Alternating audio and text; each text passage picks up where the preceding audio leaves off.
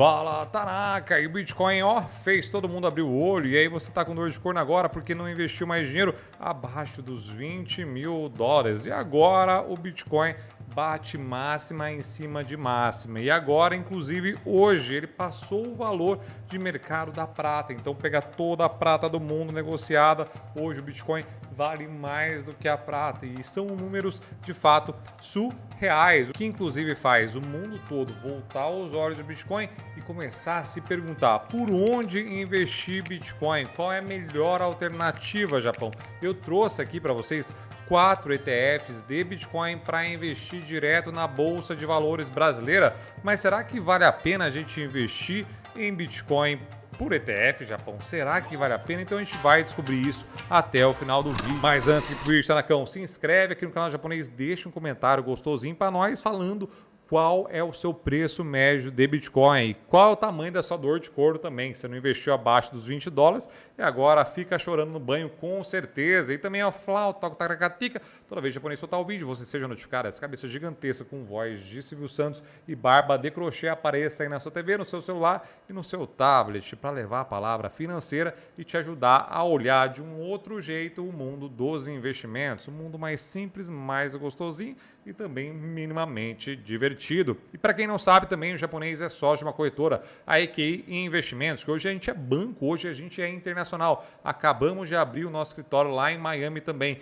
E aqui a gente já atende clientes acima de 40 mil reais. Então, se você precisar de ajuda com seus investimentos, inclusive Bitcoin também, vai estar aqui embaixo um link que era ajuda com assessoria. E aí é só clicar aqui, preencher os Takaragatica, minha equipe ou o Japão mesmo liga para você. E a gente vai começar com um ETF já mais diferentão. Além do Bitcoin, ele investe em alguns outros ativos de criptomoeda, né? Então não só Bitcoin tem dentro da cesta dele. Inclusive, foi o primeiro ETF de Bitcoin negociado na Bolsa de Valores brasileira, que é o Hash 11 da gestora Hashdex, que dentro da carteira, como falei para vocês, não só tem 70% em Bitcoin, mas também tem quase 29% de Ethereum, tem 0,67 da Chainlink, que eu sinceramente acredito que é uma das melhores.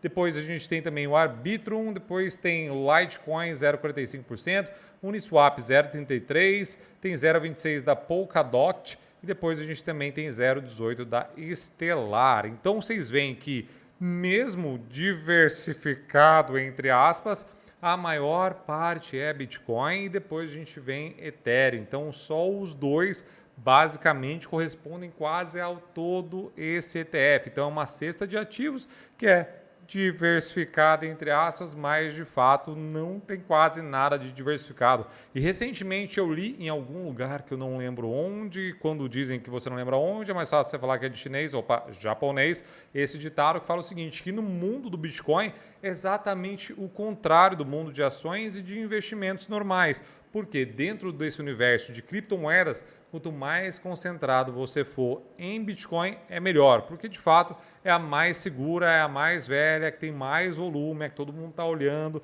Enfim, tem várias vantagens de você, ao invés de pulverizar a sua carteira de investimentos na parte de criptomoedas, você focar em uma só. Quanto mais você foca em uma, menos risco tem. Tanto é que esse ETF tem a maior parte em Bitcoin, apesar de ser diversificado. E a taxa de administração dele é 1,3%, é meio pegadinha do malandro, ele tem mais ou menos 0,3% de taxa de administração aqui no Brasil, só que tem 1% lá fora. Então, somando tudo, dá 1,3%, o que torna o Hash 11 um dos ETFs mais caros desse mundo. Aí vamos justificar que é por conta dessa diversificação, dessa gestão ativa, mas vocês veem aí que, de fato, a maior parte dos dois é ETF de quase concentrado, né? Quase um ETF de Bitcoin, que aí tem o Ethereum em segundo lugar. Do mesmo jeito que é o mais caro, ele também é o maior ETF de Bitcoin da Bolsa de Valores brasileira e o seu market cap chega a 2,7 bilhões de reais. Próximo ETF é o BITH11, o BITH11, também da Hashdex. Ele tem uma taxa de administração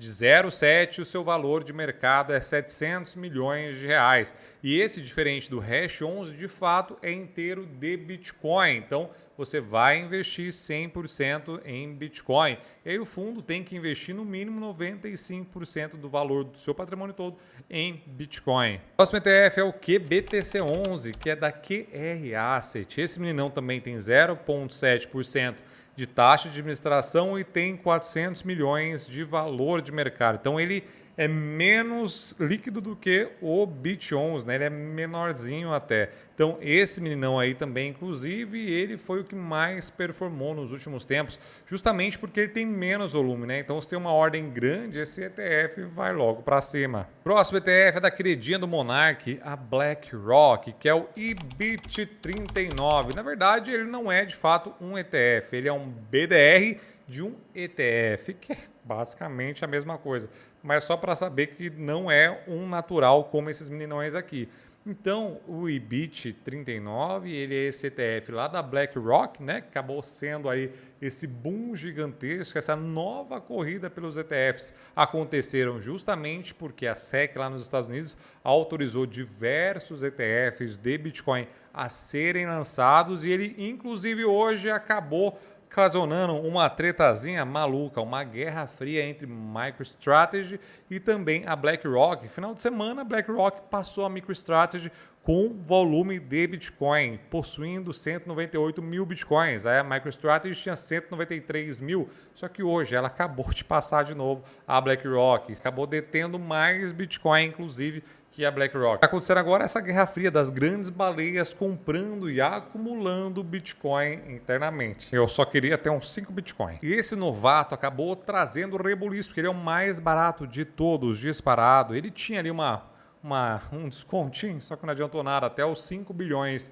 de dólares, a taxa de administração seria 0,12%. A partir disso seria 0,25%, que é o valor padrão. Só que, Brasil, os 5 bilhões foi assim num peidinho e já passou, agora está 9 bilhões de dólares, aproximadamente 45 bilhões de reais. Eu tinha falado para vocês que o Hash 11, que é o maior ETF da Bolsa de Valores brasileira, tem 2,7 bi. Esse cara tem 45 bilhões de reais. Tem um ETF maior que ele ainda, mas eu vou gravar um vídeo sobre os ETFs gringos da próxima vez. Beleza, Japão, você já trouxe ETFs aí, parabéns para você, mas isso não quer dizer nada, né? Será que vale a pena a gente investir em Bitcoin pelo ETF? Então, para a gente chegar a essa conclusão juntos, vamos falar primeiro das vantagens. Vantagens de investir ou se expor a criptomoedas através de um ETF, né? Porque o pessoal que investe em ETF, eles falam que não pode nem falar que é investimento em criptomoeda com ETF, porque de fato você se expõe aos ETFs ou você se expõe à oscilação dessas criptomoedas todas. De fato, isso é verdade, mas tem muito investidor que não tem nem ideia, tem medo de abrir conta em corretora de criptomoeda. Então, você investir ainda em ETF exposta a criptomoedas é o jeito mais fácil. Então, a primeira vantagem é ser muito fácil, porque você em qualquer home broker que o Tanaka está acostumado a comprar fundo imobiliário, a comprar ações, ele vai lá e também consegue comprar esses ETFs e também o BDR de ETF da BlackRock. E a outra maior vantagem é para o pessoal que é desorganizado, que perde tudo, não estou falando de mim não, hein? Mas se perde tudo, perde chave, perde acesso, não sabe a senha de nada, então o ETF você não tem o Bitcoin, né? Você só se expõe, como eu disse, à valorização ou desvalorização do Bitcoin. E aí, para quem é desorganizado, é uma desgraceira, porque você precisa ter uma chave ultramente secreta, composta por diversas palavras, que normalmente, para os esquecidos, e hoje em dia está cada vez mais aumentando o número de esquecidos, doidinhos igual o japonês aqui, eles vão lá e perdem tudo, e aí se lasca. Se você não tem essas palavras, essas senhas, acabou seu Bitcoin. Já era. E outra coisa também é não se expor a perdas de hardware, por exemplo, como as cold wallets são. Você pega um pendrivezão e aí você pode perder. E muita gente também tem medo de que roubem. Não estou falando só terceiros, né? Pessoas estranhas. Às vezes dentro de casa mesmo rolam uns furtozinhos. Então, muita gente tem medo também de colocar o seu Bitcoin numa hard wallet, por exemplo, e aí perder isso ou quebrar o bagulho e aí todo mundo fica com muito medo. Então, uma vantagem também do ETF é você não precisar transferir e se expor a ativos físicos no seu Bitcoin. A desvantagem, Japão, e a principal desvantagem é que o Bitcoin não é seu, a criptomoeda não é sua. Esse é o principal argumento dos bitcoins da vida que falam. E é pura verdade, o Bitcoin não é seu quando você investe através de um ETF. Então não dá para você ir lá comprar coisas com um Bitcoin, não dá para você transferir para alguém, porque só quem tem o Bitcoin é a BlackRock, por exemplo. No caso da Hash 11, da Hashdex, uma das custodiantes é Coinbase, que é uma corretora gigantesca que disputa mercado junto com a Binance. Então você vê que nem a própria corretora guarda o seu Bitcoin, ela guarda em uma corretora gigantesca. E aí que mora essa questão, né? Quando você tem um ETF de Bitcoin ou essa Hash 11, que são vários ativos, você não é dono de nenhum deles. Esse é o principal argumento que eu vou utilizar lá na frente para falar se vale a pena ou não vale investir em ETF de Bitcoin. E outra desvantagem também é o custo, né? Porque quer queira, quer não, você paga uma taxa de administração, que no caso do Hash 11 é relativamente salgada, né? 1,3, já que a gestão não é tão ativa assim. Nos outros casos, os outros dois ETFs de Bitcoin também são caríssimos. Agora, esse novo da BlackRock é o mais suave, que é o 0,25 ao ano. Mas pagar quase sempre é uma desvantagem, já que nesse caso você vai poder montar ou uma carteira igual a Hashon, se você quiser copiar na sua própria hard wallet, ou também se você quiser expor só o Bitcoin, é só comprar Bitcoin em uma corretora gigante e transferir para sua hard wallet igual. Então acredito eu que tem dois pontos aqui para a gente analisar. Primeiro, não vale a pena você investir em ETF de Bitcoin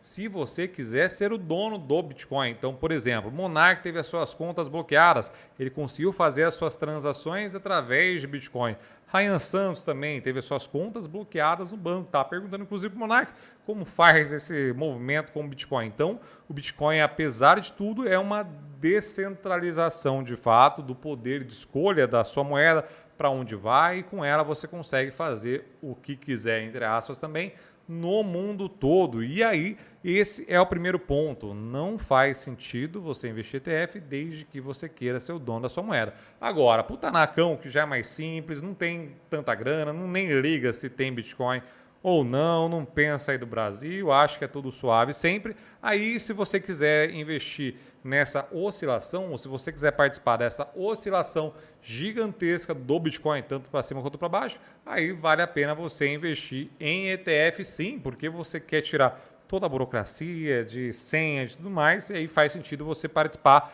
dessa oscilação, mas tem que ficar ciente no primeiro ponto, né? Sempre volta ao primeiro ponto. Acredito, japonês, que é mais inteligente você hoje ser dono da sua própria moeda, ter a sua hard walletzinha ali e o Takaragatica, todo o que você investir através de um ETF, tá bom? Tanacão, se você gosta de ETF, principalmente a renda passiva gerada pelos ETFs de dividendos mensais em dólar, vou deixar aqui para vocês um vídeo onde eu trouxe para vocês 7 ETFs que pagam dividendos mensais, aquela renda passiva e perene gostosinha.